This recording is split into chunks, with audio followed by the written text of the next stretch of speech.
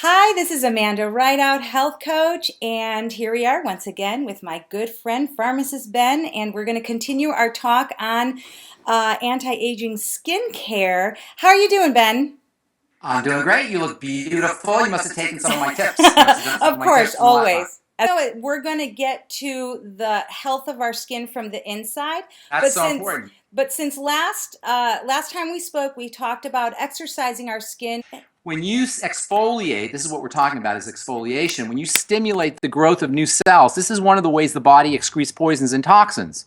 This is a route of elimination through the body. The skin is a route of elimination through the body. So you improve detoxification as you bring things up to the surface and exfoliate. So you get internal benefits. Not only do you get skin health benefits and make your skin more resistant and more resilient and more powerful in the face of the sun and other environmental issues, but you also get these detoxification benefits, helping the body eliminate toxins. So these are very important health tools. It's not just superficial, but the beautiful thing is, you do get some superficial, smooth, wonderful look to your skin as well, in addition to improving the health and the condition of the skin.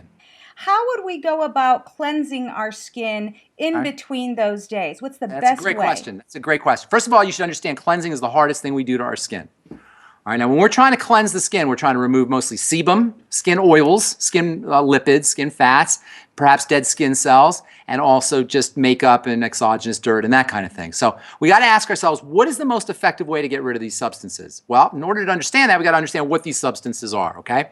Now, obviously they're different. Makeup is different from sebum. You know what I mean when I say sebum? Skin oil is called sebum, okay? And we should talk about the physiology of the skin one of these days. But in the meantime, the sebum of the skin is the skin oil. It accumulates, it clogs pores. It's got a hormonal effect that can exacerbate inflammatory issues, especially if you have acne. So you want to get rid of sebum. Makeup as well, you want to get rid of. Dirt you want to get rid of as well. And they seem like disparate or different types of elements, right? Makeup doesn't have stuff in common with sebum and doesn't have stuff in common with dirt, right? It's wrong. Yes, they have something in common. If we could figure out what they have in common, we can more effectively create a way to get rid of them. We could create a chemical that could get rid of all of these seemingly disparate elements by addressing the thing they have in common. So what do they have in common, okay? Well, in order to understand what they have in common, we have to understand a little bit of basics about chemistry. All chemicals in nature is divided into two classes. There's zillions of chemicals, thousands upon thousands upon thousands upon thousands of different chemicals, but they can essentially be divided into two categories, just two. Oil soluble, fat soluble. Right? All in nature, everything, oil and water don't mix is a fundamental polarity. Oil and water, right? In fact, they call it polarity. They say water is polar and oil is non-polar, but that's a whole other issue. We can talk about that if we ever talk about chemistry. The point is that some things are oil and some things are water. Some chemicals are oil, some chemicals are water. Now, if I tell you sebum, chemicals in makeup and cosmetics and dirt have one thing in common, what do you think they would be, given that I just told you this is a fundamental distinction in all of chemistry? Turns out that dirt and grime and sebum, all of these things tend to be oil soluble. Now, in chemistry, we have a saying: oil and water don't mix. Right? You've heard that. Yeah. Oil and water don't mix. If you put oil and water together, they separate out. Correct. Right. The oil will rise to the top, and the water will sink. Another thing we say in chemistry is like dissolves like. So, in other words, if I tell you butter, and I say olive oil, will butter dissolve in olive oil or will it dissolve in water? It'll dissolve in olive oil, right? Why? Because like dissolves like. Okay? Oil dissolves in oil, water dissolves in water. So if most of the dirt on the skin is oil soluble, what kind of element would you want to use to get rid of it? What do most cleansers do? Most cleansers combine water and oil together. They use detergency to remove the oil. Rather than using oil to remove the oil, they use something called detergency. Now, you've heard the word detergent, obviously. Yes. I bet you didn't know detergency is actually a chemical word. No, detergents are actually it's a chemistry word. In fact, detergency is measured or is a quality of something called a surfactant. Detergents are versions of surfactants. And what surfactants and detergents do is they pull oil and water, they bring oil and water together.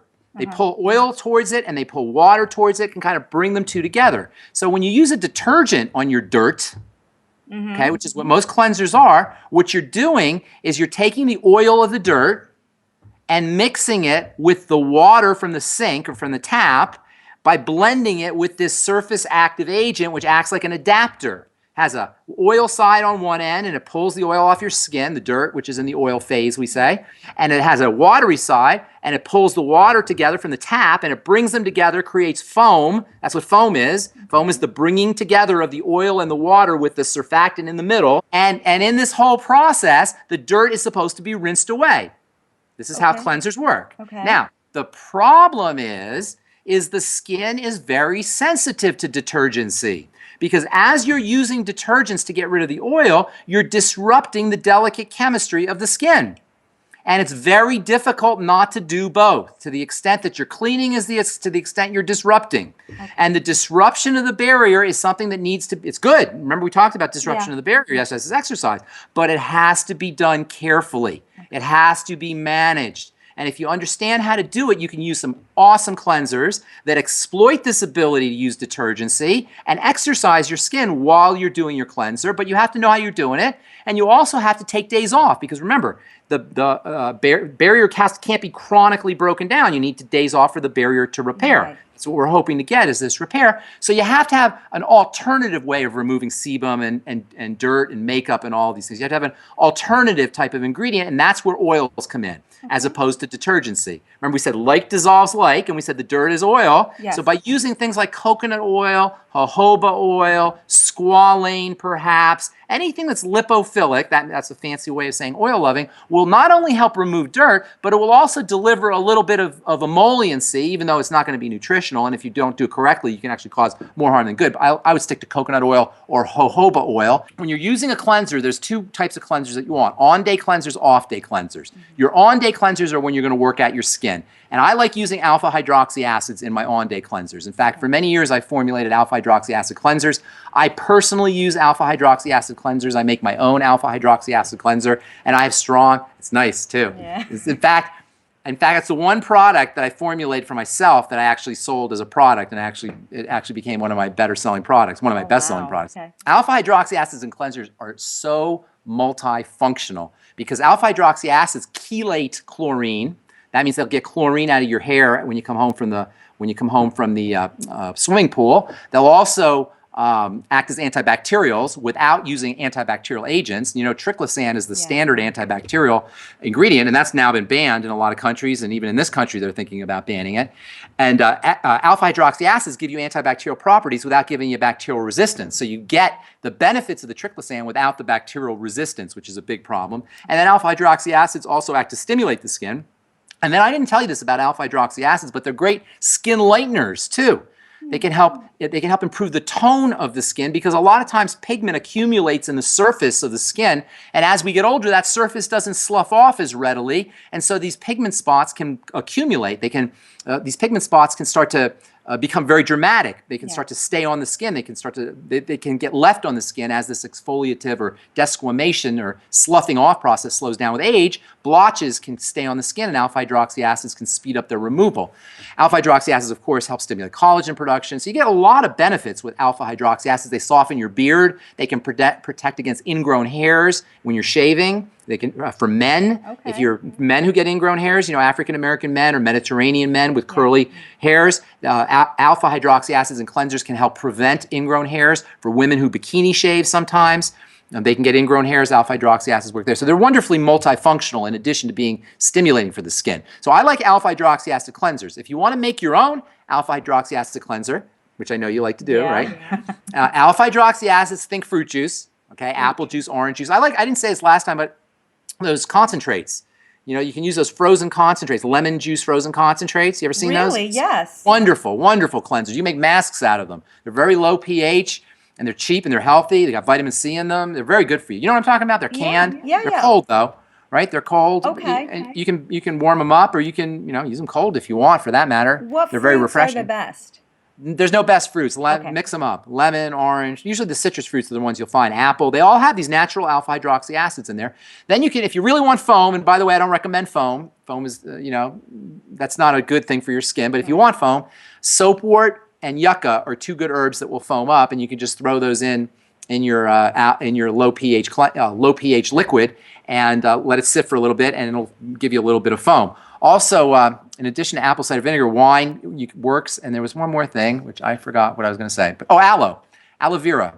Okay. And you can make your own aloe vera juice, or you can buy aloe vera juice. But that also has not only alpha hydroxy acids, but aloe vera also contains something called beta hydroxy acid, which is a little bit different, and minerals like zinc and copper. All of these have astringent effects. Plus, they have anti-inflammatory benefits, complex carbohydrates. Wonderful. Wonderful stuff. Aloe is stupendous stuff. I want to stress these oils aren't necessarily going to help the real areas of the skin that are responsible for anti-aging. And this is important. You know, we touched on this last time, but there's 3 components to the skin.